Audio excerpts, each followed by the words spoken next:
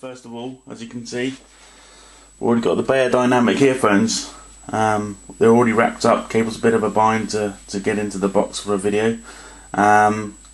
Use them a lot for analysis of audio out in the field, but a lot of the time they really cut out the sound. So we use them in sensory deprivation experiments, which is you can blindfold people, put the earphones on, and see if they pick up on any feelings, senses. It's kind of, it's a test designed to kind of try and increase someone's sixth sense in a way who maybe isn't in touch with their sixth sense at all. So I tend to use those a lot in the field. Then we have a video camera which I use a Canon MV750i. It hasn't got night vision capabilities, and I don't tend to use this a lot.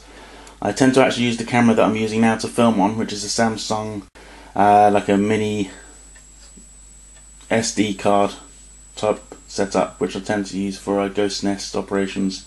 But I tend to use this camera for when I do interviews with clients, and also keeping surveillance on lit areas.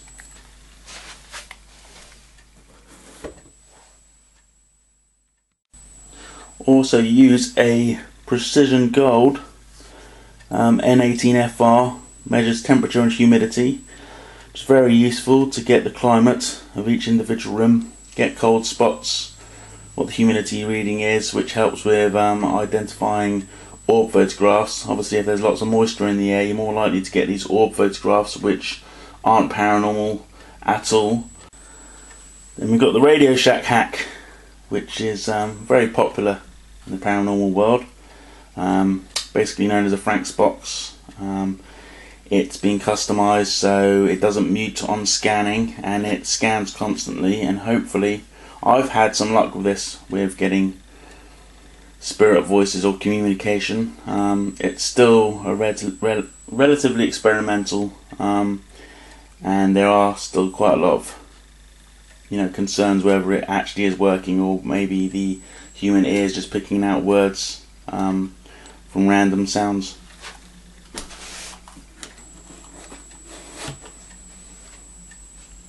Also got a little compact 12 megabyte pixel camera. It's a Fujifilm. It's very compact, very light. I like it a lot. It's something I am considering upgrading on. 2 gigabyte memory stick. Use a lot of laptops on investigations, and it's just I write a lot of reports, and it's just an easier way of transferring all the data to different laptops from different members of the team. Also use a ghost touch, which replaces the method of using a torch to try and get a spirit or entity to turn on or off. It creates a field which can be triggered, and there's a little alarm on it.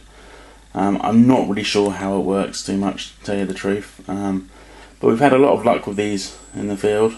We've got the Olympus VN5500 PC dictaphone, which I use a lot. I've had quite a few EVPs on this, which I'm quite amazed. So it's something I would never really consider upgrading. If you get some luck with things, why upgrade? I have considered getting an H2 Zoom recorder, but at the moment this is my trusty dictaphone. Got the torch, self-explanatory. Lots of investigating at night, lots of dark spaces, need to see where to go. We have is our EMF meter generation 2.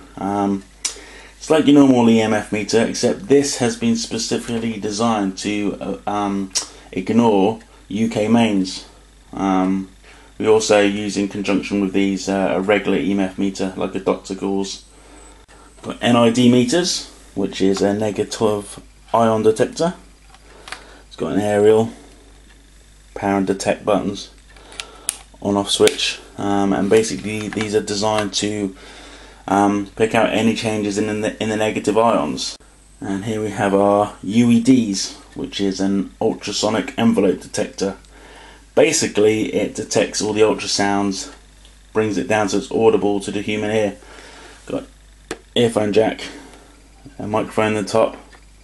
We have used them during EVPs, and when asking questions, these have actually reacted quite erratically. So, very interesting piece of equipment.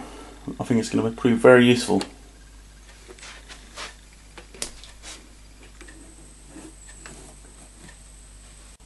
Of course, one of the major pieces of equipment is actually the case itself. Very lightweight, very durable.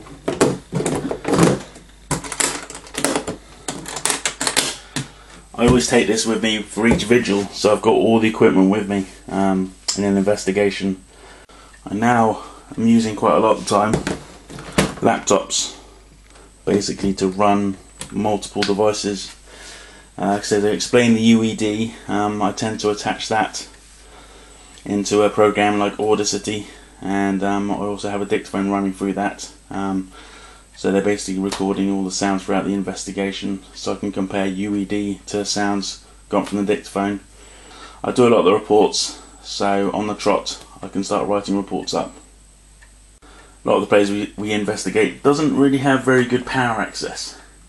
It's got a big extension points to run power from sources to investigation room, running surveillance cameras, etc., ghost nest equipment, laptops.